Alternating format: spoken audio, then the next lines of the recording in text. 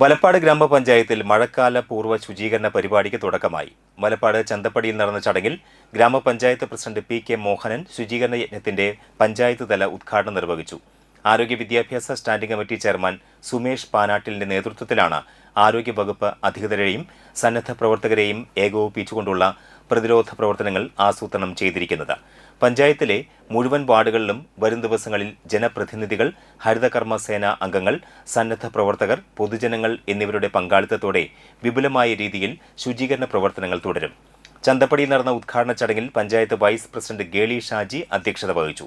വികസനകാര്യ standing committee chairman Shajith PS, ക്ഷേമകാര്യ standing committee chairperson Reshmi Shiju, doctor Rajesh, health inspector Subair AA, വിവിധ ward മെമ്പർമാർ, സാമൂഹികാരോഗ്യ കേന്ദ്രത്തിലെ ഡോക്ടർമാർ, ജൂനിയർ ഹെൽത്ത് ഇൻസ്പെക്ടർമാർ, ആശാ വർക്കർമാർ, ഹരിതകർമ്മസേന പ്രവർത്തകർ, വിവിധ രാഷ്ട്രീയ സാമൂഹിക സംഘടനകളിലെ സന്നദ്ധ പ്രവർത്തകർ തുടങ്ങിയവർ പങ്കെടുത്തു.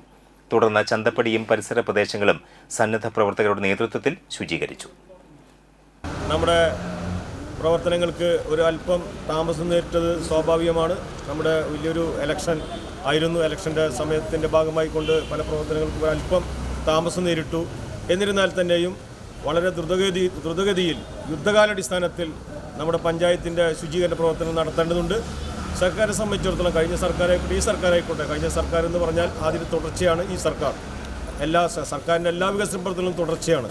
അങ്ങനെ വന്നു വരുമ്പോൾ മാലിന്യമുക്ത കേരളം എന്ന കഴിഞ്ഞ സർക്കാരിൻ്റെ അതേ രീതിയിലുള്ള പ്രവർത്തനങ്ങളുമായിട്ടാണ് ഈ സർക്കാർ മുന്നോട്ട് പോവുക. നമ്മളെ സംബന്ധിച്ചുള്ള മാലിന്യമുക്ത കേരളം പോലെ തന്നെ മാലിന്യമുക്ത വലപ്പാട് പഞ്ചായത്തും വളരെ പ്രധാനപ്പെട്ടതാണ്. അതിനായിട്ടുള്ള ദ്രുതഗതിയിലുള്ള പ്രവർത്തനങ്ങൾ നമുക്ക് ഏർപ്പെടേണ്ടതുണ്ട്.